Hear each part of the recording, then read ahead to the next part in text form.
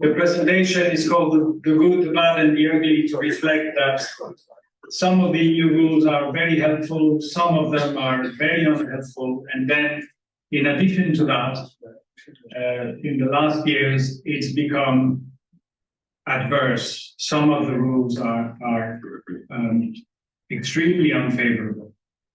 And what I really want to talk about today is not an extensive catalogue of these rules. You know, there are so many, it's quite impossible, and even if it was possible, I think it would be quite uninteresting to try and cover them all. But I want to give a series of snapshots which where I would like to focus on how some of these rules are helpful, some of these rules are unhelpful, but in almost all cases, what we call, because it's convenient for discussion and understanding, what we call the EU level is almost always connected with the national level.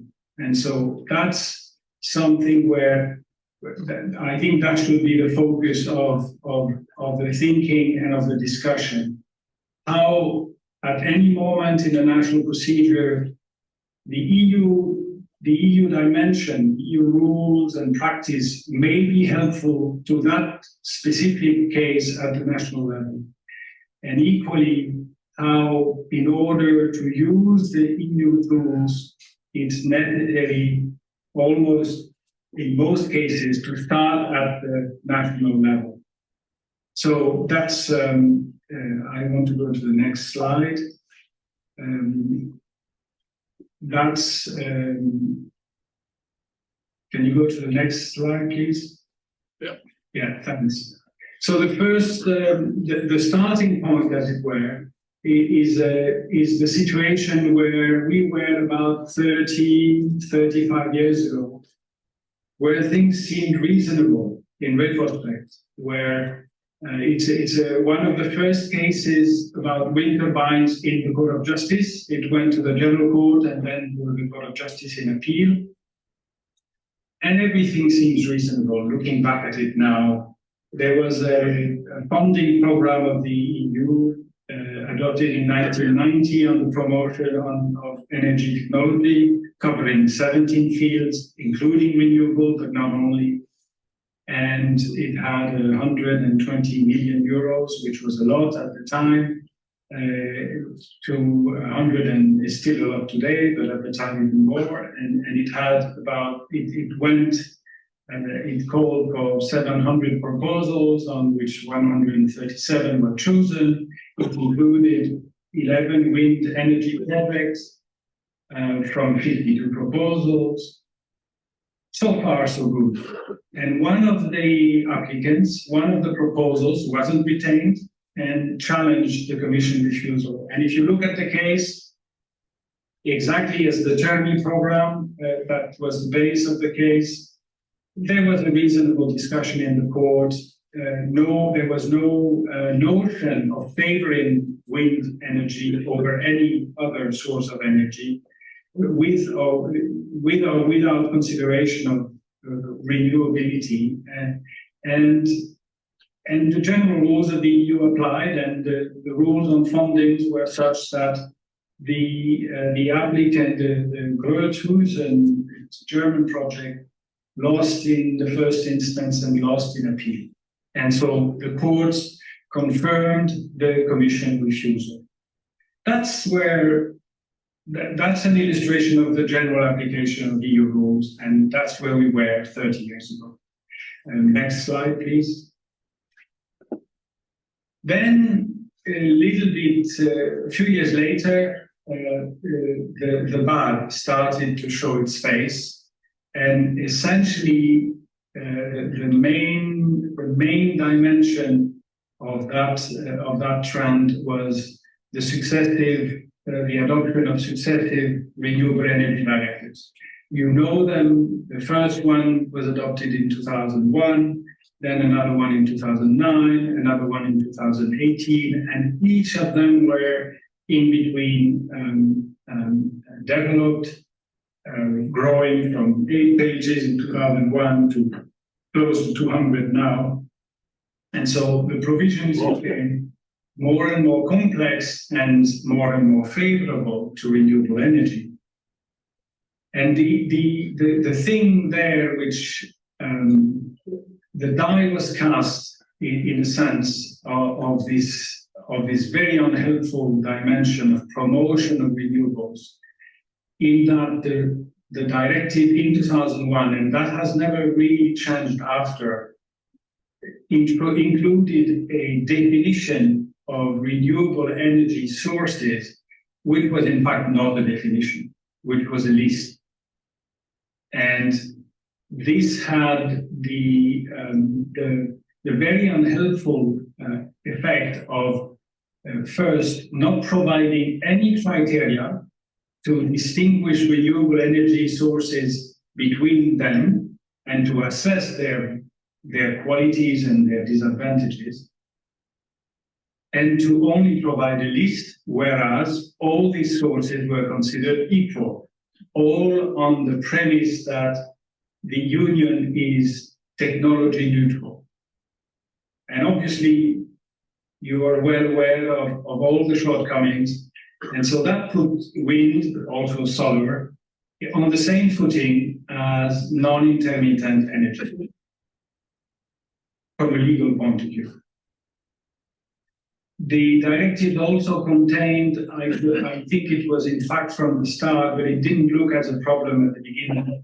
It contained a contradiction between the promotion of renewable energy sources as production capacity and the objective of the directive as an objective of final consumption. And that again covered and removed from the discussion the fact that some of the renewable energy sources were intermittent. And that is one example where it's happening at EU level, but the translation of that is the national laws I've looked at took over that definition, which is not a definition.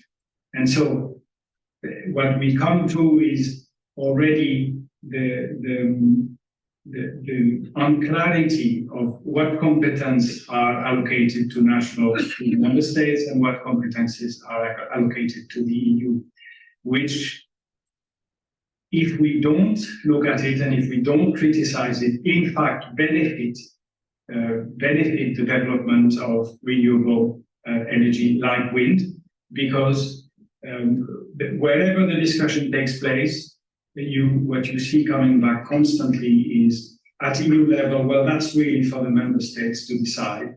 And at national level, well, that's really been decided at the EU level, so we can't do anything about it.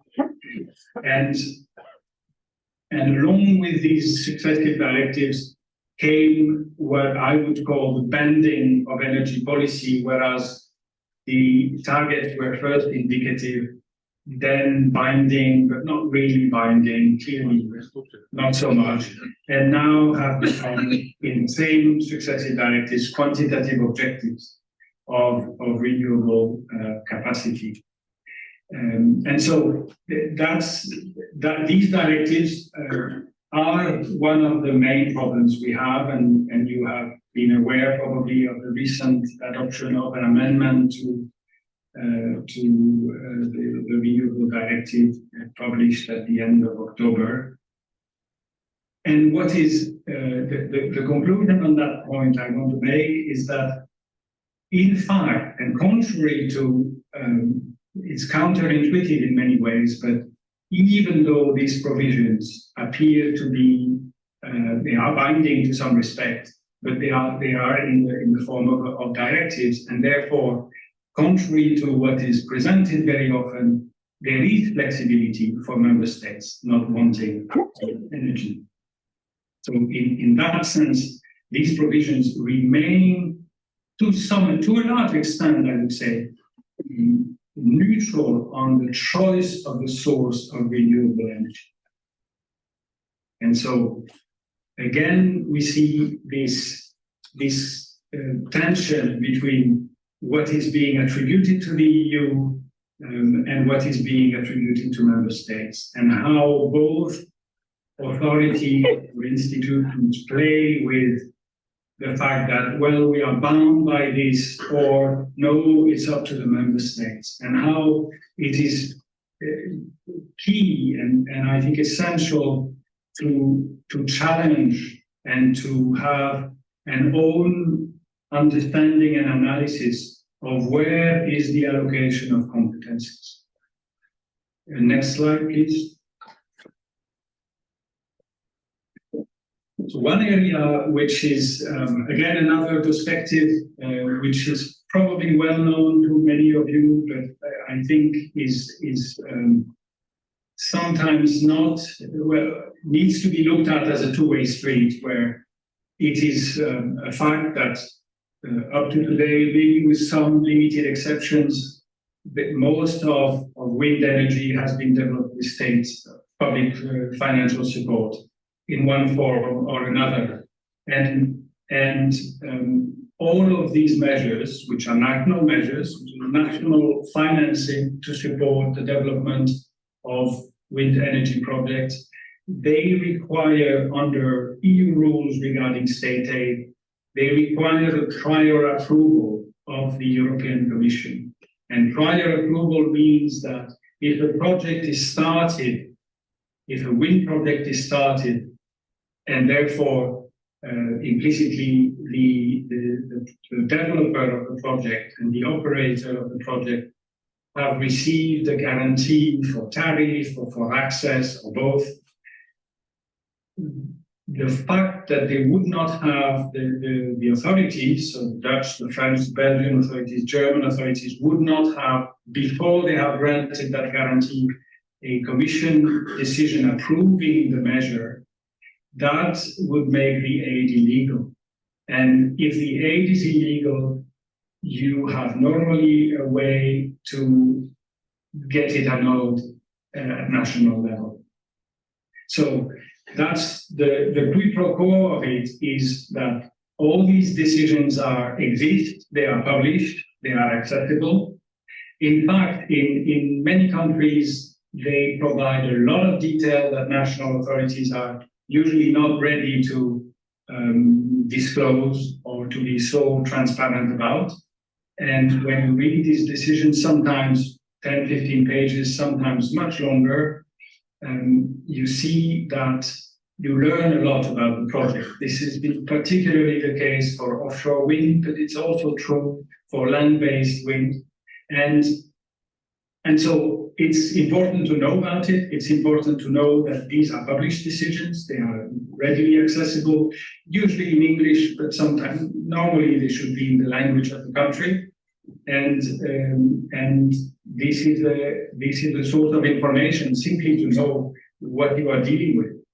And also a check to be conducted whether the measure in question may be in fact illegal. Now, they have improved that, and so it's been less available as an argument. But in some cases, there was a case in France to which we'll come back, where a group of associations were able to have the annulment of the feed-in tariff regulation after a few years. So that created legal uncertainty, etc.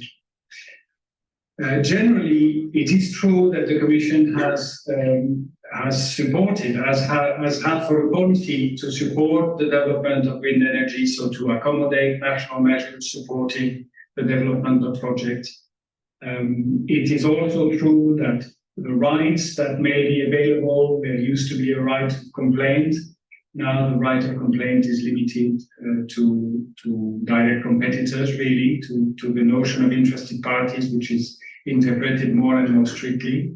Nevertheless, there remains an access to the Commission if, upon reading the decision of the Commission, either from knowing that there is a support measure and noticing that the support measure hasn't been subject to a Commission decision, or from reading that there is a decision of the Commission that it contains mistakes, or that the national authorities haven't been forthright or candid in disclosing the information. You have the possibility to write to the Commission and criticize, but most criticizing will not be enough, but disclosing information or bringing to the attention of the Commission information that it has not received full information, that some of the information it has received is erroneous, and so calling for it to revise decisions. There have been cases like that where the Commission never really acknowledges that it has taken into account the information and acted on it, most importantly. But you notice, if you follow the cases, that they have been making changes to the regime and force authorities to revisit their system. So that can be also, I think that's a way where the EU level is both, the Commission in particular, is both promoting and accommodating, including mistakes of national authorities in the development of wind, but also trying to do its job in terms of ensuring that things are orderly and that they are done according to state aid rules.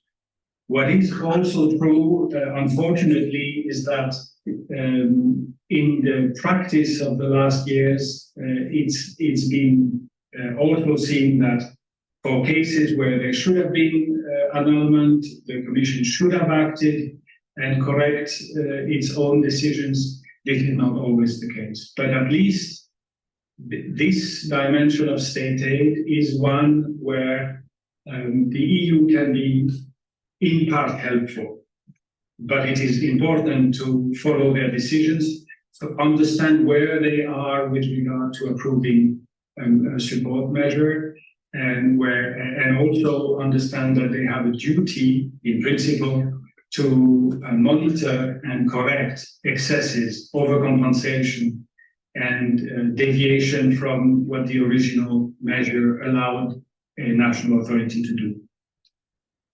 And next slide, please. One positive aspect of the EU dimension, and this time really rather or mainly positive, is the work of the Court of Justice. I've seen that Peter has already addressed some of these decisions, so I won't go back to these ones, but I want to outline how the court has been quite taking a distance, and if you look at these rulings, they provide very interesting insight again on that central topic of the allocation of national and EU competencies, and whether if you read these decisions, you will see that well, the devil is in the details, and very often EU institutions and national institutions and authorities will want to have you believe that their hands are tied, that they cannot do anything, that this is the EU part, that this is the national part, and you have to challenge that. I think that we have to be in a mind frame to always want to know for ourselves what is really the allocation. And beyond that, the more you will go in the details of the allocation on a given topic, the more you will realize that not only the allocation doesn't crystallize completely, but there is always a leeway and flexibility and margin of interpretation. And so, and that provides the space to use EU rules at a national level or to bring a national case at EU level. That I think is the summary, the takeaway from this. In the first case, Azienda Agrotecnica Francini, it was about 10 years ago, over 10 years ago, the court recognized the right of a local authority, region, to prohibit the development of wind energy in Natura 2000 areas. The Commission at the time, and in the case, argued that it was not the case, and that wind projects should be allowed in Natura 2000 areas. And evidently, it was a national dispute starting from Italy, where a region had prohibited that wind projects be developed in Natura 2000 areas, but the court ruled for the region. It decided that you could, both on the basis of environmental directives and on the renewable directive, and it said you can prohibit. And that shows, it seems to me that this shows that it gives a very true light on the fact that national authorities will say, well, we have to do it. In fact, they don't have to do it, precisely. And so that's one example, which there haven't been many cases of that kind, but this one stands. And I think where we see the pressure now, we see also the passing of time, and now we see openly a discussion to develop wind projects in Natura 2000 areas. But in fact, it is up to national authorities to decide not to do it. The other cases, Dutremont and Nevele, have been discussed by Peter, but I think it illustrates again the fact that the Court of Justice is the ultimate arbitrator of these disputes, and so the national level, the EU level, in that sense, can be helpful. And I understand that the Nevele case was immediately followed up in the Netherlands in 2021. Then the consequences of illegal state aid measures. This is what I was referring to earlier. The Colère and others in France where the case was referred by the highest administrative court in France to the Court of Justice, that confirmed that the support scheme was state aid and that it was illegal, and led to where the case then went back to the highest administrative court that then cancelled annulled the support, the feed-in tariff regulation. And again, it's 5 years of procedures. But it sets a precedent, and so at the same time as you may, it is dispiriting to have to face yet another level or two of jurisdiction in a case. You also have to ask yourself, in a union of 400 million plus, there is a good chance that a situation like one you are facing may have been already subject to a precedent. And so in that case, you're able to refer to it directly, like was done, I understand, in the Netherlands with the Nevele case. And another set of rulings, but one ruling was adopted by the Court of Justice, which confirmed the right of member states to set distance rules for wind projects. And it looked obvious, but it was confirmed then, and it again shows that national authorities have far more control than they want to let on, I think. And that in that case, which came out of Poland, the court confirmed that the renewable directive did not prevent a member state subject to necessity and proportionality. So these are general and by default tests of any national rules in relation to EU rules, that they could set distance, and so it's up to then national authorities to be pressured into adopting distance rules, which we know is a difficult topic. Next slide, please. And now the ugly. It is more to the point of the uncertained, unclear allocation of union and national rules. And I want to take as a case study the non-regulation of acoustic emissions from wind turbines.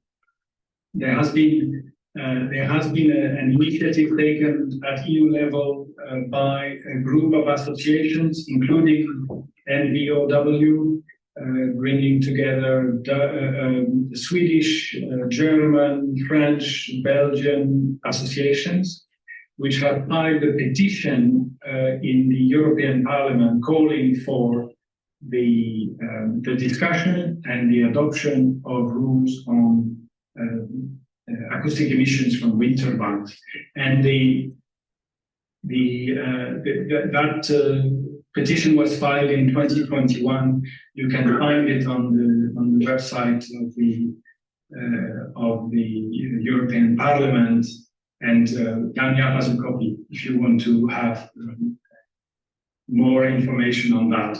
And so it has brought quite some light on the difficulty. This issue is on the table for about 20 years. 20 years ago, a noise directive was adopted in the EU. It's Directive 2002/49. And that directive, as the renewable directive, got much further. In fact, it was about 20 pages long 20 years ago, and it's now over 1,000 pages, because it has been, in fact, it has been a tremendous success in addressing various types of noise sources, because evidently the phenomenon of acoustic emission is the same in every country, in every climate. And so it has shown to be far more efficient to address transport noise, vehicle noise, airplanes, motorbikes, etc., from an EU perspective. Hence, all these annexes and appendixes to the noise directive over 20 years. And nevertheless, although from the very beginning, questions have been asked, in particular in the European Parliament and in some complaints, that the EU, the Commission in particular, should address the issue of wind turbines. And the directive is very clear that it covers any kind of acoustic emission, so it should cover wind turbines. There have been fully, undeniably, there are technical difficulties in expressing what the issue is, what is noise from wind turbines and how it should be assessed and then managed. But the problem has been that no attempt has been made to resolve these technical difficulties at EU level. And so for 20 years, the discussion has gone on, and essentially kicking the can to an uncertain future, or again, to say, well, it's up to the member states, and it's really as if there could be a variation on dealing with that issue. On the contrary, allowing or letting national rules develop has shown itself to be, as was shown in the Netherlands case, the best and the worst, but mostly the worst, instead of, as has been done in so many other fields where acoustic emissions are an issue, instead of addressing it at EU level. At least what the petition has shown in the Parliament, where the Commission is brought to by the Parliament to express itself and react on the petition, what has been made clear in 21 and 22 and this year again is the fact that no one contests that there is an issue with acoustic emissions from wind turbines. So no one is denying that there can be negative impacts. And yet we are at a stage still today where the Commission is saying in its last report, and then in response to a parliamentary question which was asked by the associations signing the petition, that we may address the issue in the future. And so this is where we come to a head, and the national authorities are mostly, when they are pushed to do something, mostly have been burying the issue. And when it comes to an action at EU level, we are facing a lot of complete acknowledgement. It is common ground, but no decision for action. And that's where we see in the European Parliament the positive development is that, in addition to being acknowledged, we see that in all political groups there are members of Parliament ready to seriously consider the issue and look into it. And at the same time, a majority of the Parliament still does not want to touch wind energy in any way, even indirectly. So this is where we are at the moment. This is where the EU is a revelation of what issue has to be addressed, and also showing how the process is blocked effectively. Next slide, please. And so, in that context, I've just presented what has happened since about 2018 is the thickening of the fog of the union and national competencies, and moving from the promotion of wind energy to its imposition. And I think that has been, there are positive sides to this, I suppose, because it's now not hidden anymore. It's more clear, but the successive set of rules adopted in the form of provisions requiring national energy and climate plans, the NECPs, the Green Deal, and then the European Climate Law, and then the taxonomy, have moved, I think, into a new dimension where, under the pretense of remaining technology neutral, because the wind energy is the most developed of all the, maybe with solar, but solar and wind are the two industrial scale renewable sources. Any promotion of renewable means effectively a promotion of wind. And that is clear in the national plans, energy and climate plans. That's clear in the Green Deal. That's also clear as a result of the European Climate Law and of the taxonomy. And there, this is what translates into the national authorities becoming more strident about how much wind capacity they want. That's been certainly true in Spain, France. I understand it's also true in the Netherlands. In addition to that, or in parallel to this, the COVID effect has been that there is another set of national plans in the form of the Recovery and Resilience Facility, which have translated into Recovery and Resilience Plans. And the national energy and climate plans tie with this Recovery and Resilience Plans, because they both have the first one, obviously, because they're energy and climate, but the second one also have a big emphasis on renewables. And this has meant, in effect, that the Commission, because it holds a lot of the financing streams resulting from COVID and all the measures accompanying COVID, has had far more influence. And you are well placed to know in the Netherlands because the Vice President of the Commission is now a candidate for national elections. So I'm sorry, but you're getting double trouble because it's clear and it's not been contested that he's had a key role as a Vice President to develop most of the measures I've just talked about. And we have heard members of Parliament openly say, and not being contested, that it was the industry speaking through him. So there we are.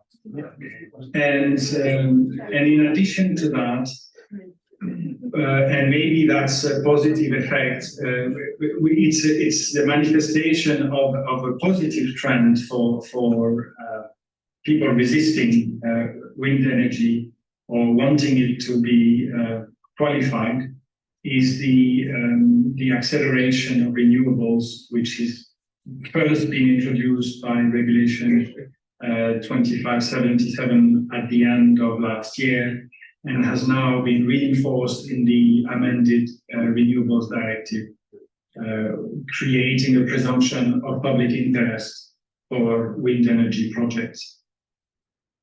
And so that's something which 5 years ago would have been unimaginable, I have to say. And under the cover of COVID mostly, these rules have been introduced at such a speed that even members of Parliament, of the European Parliament, are waking up and noticing. Not many, but some of them are saying this is, this is unprecedented. This is going so fast that we have not yet finished to adopt one set of rules, that another one is on the table. And so we've had since over the year 2022-2023, there were 2 sets of amendments to the Renewable Directive going in parallel.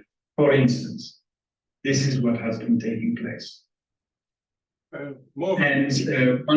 Yes? How about the time? You're a little bit out of time running, so.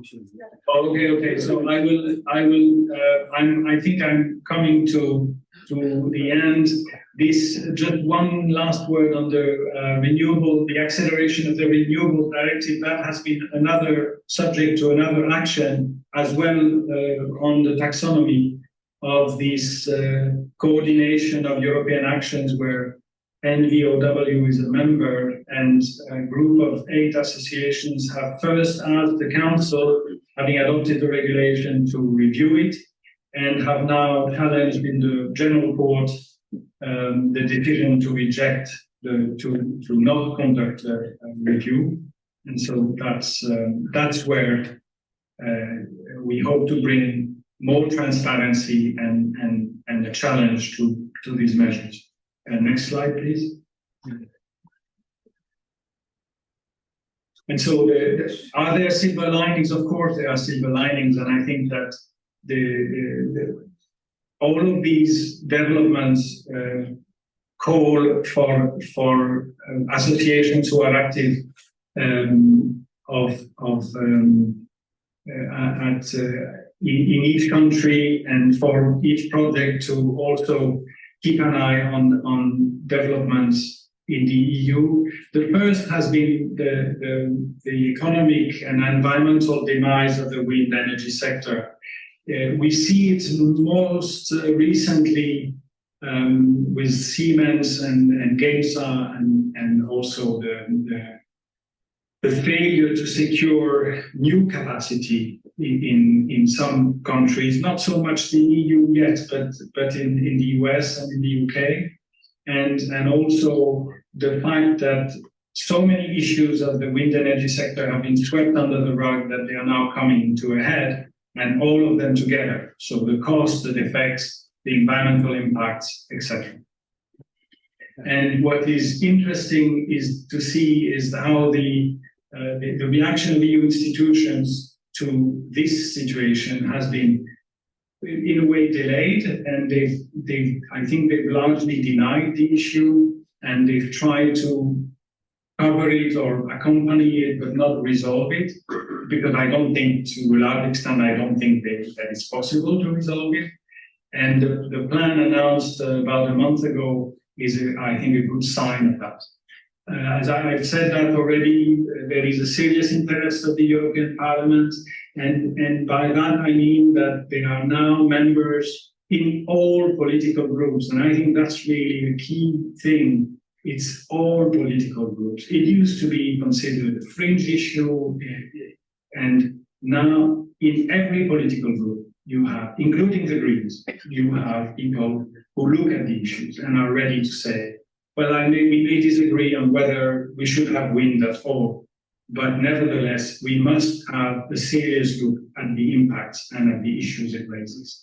And then another silver lining is the fact that the European Court of Auditors has started to look into some of the developments of renewables and some of the means used by the Commission in particular. And in the two reports of this year, one on the 2022 on offshore renewables and 2026 on the recovery and resilience plans, the Court of Auditors is bringing some very clear criticism. It's said in very diplomatic language, but I think that's worth noting and using. Next slide and final slide, please. Please, thank you. We're running out of time over here. Okay, all right. So anyway, that's what I wanted to say. Maybe just how far can the EU go? I think they'll try to go as far as we let them, and how we can not let them go too far. Mostly, the first tool is focusing on this allocation of EU and national competences.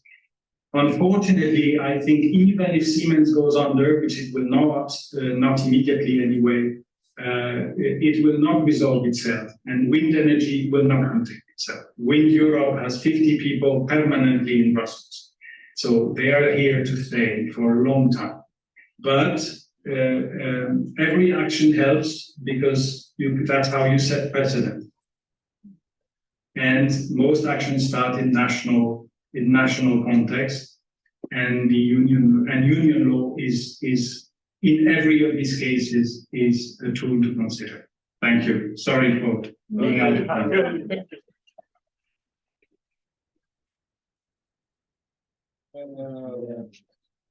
Okay. Okay, Morgan. Are there any questions? Morgan, dus hij verstaat Nederlands, dus ik moet even de talen door elkaar heen halen. Dus ik stel u het gewoon in Nederlands, en als Morgan het niet begrijpt, dan vertalen we het.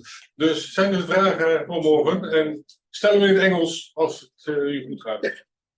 Anders mag het ook in Nederlands. Ga maar. Morvan, thank you. Do you have any idea how many billions are involved in the wind power action plan of the European Union? How many billions are at stake? How many billions are involved in the action plan on saving the wind turbine industry? For the moment, what I've read is I've read the 40 billions that the German authorities have put. We will have to wait for the restructuring decision of the Commission, because these 40 billions to grant it to Siemens, they are being, I'm sure, they are being notified to the European Commission, and the European Commission will adopt a decision on that. So far, we can only see press releases. I don't see a case in the case register of state aid. Yeah. Oké. Nog een vraag? Ik heb beperkte vraag hoor. Want dan, ja. This is clearly an uphill battle. Can it be won? Did you understand the question? Uphill It's battle. Can we win? I think it was more of an uphill battle, let's say 5 years ago. And the reason I say that is it sounds counterintuitive, because the announcements of the last 5 years are so awful. But the reason I say that is there is such a growing awareness, and not only in the population, but also in the parliament, for sure, even in the Commission, in the European Commission, I have, when I started dealing with the wind about 10 years, a little over 10 years ago, and I filed complaint with the Commission at that time, and it was really seen as people filing, making these complaints were seen evidently, the body language was enough, they were seen as not serious people. First of all, there was a political label to it, etc. I've heard for the first time this year officials of the Commission say evidently outraged by the fact that there were these rules on acceleration being adopted, and openly saying, well, trying to.